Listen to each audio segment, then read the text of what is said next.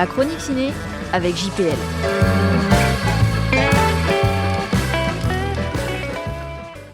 La plus précieuse des marchandises.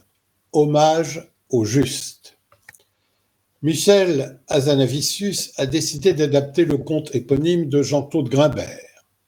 Un film d'animation signé du réalisateur de The Artist, des deux pastiches d'OSS 117, Le Coupé ou Le Prince oublié. Autant de films, autant de genres différents. C'est une énorme surprise et une très belle surprise. Il était une fois dans un grand bois un pauvre bûcheron et une pauvre bûcheronne. Le froid, la faim, la misère et partout autour d'eux la guerre leur rendaient la vie bien difficile. Un jour, pauvre bûcheronne recueille un bébé jeté d'un des nombreux trains qui traversent sans cesse leur bois. Protégé quoi qu'il en coûte, ce bébé, cette petite marchandise, va bouleverser la vie de cette femme, de son mari et de tous ceux qui vont croiser son destin, jusqu'à l'homme qui l'a jeté du train. Leur histoire va révéler le pire comme le meilleur du cœur des hommes. 75 minutes de beauté absolue sur un sujet lourd, mais sublimé par le tact et la subtilité. Une leçon de scénario et de cinéma.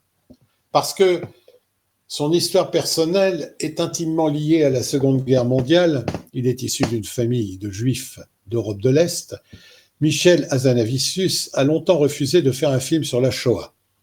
C'est lui-même qui a réalisé tous les dessins dans une superbe esthétique quasi japonisante. Le film part du conte, mais peu à peu la réalité s'immisce à travers les yeux même des personnages. Cette histoire peut d'ailleurs être vue par les enfants comme par les adultes, chacun ayant son propre niveau de lecture. Jamais, par exemple, les mots Shoah, nazi ou juif ne sont prononcés. Michel Hazanavicius n'a pas voulu se focaliser sur la mort ou la guerre, mais a souhaité davantage rendre hommage au juste. Cette pépite est un film sur la vie sublime.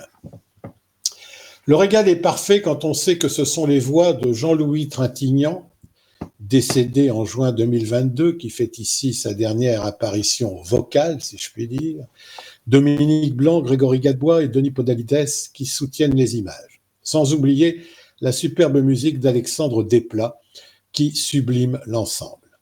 Pas de déni, pas de voyeurisme, ce bijou lutte à sa manière contre l'effacement de notre mémoire collective.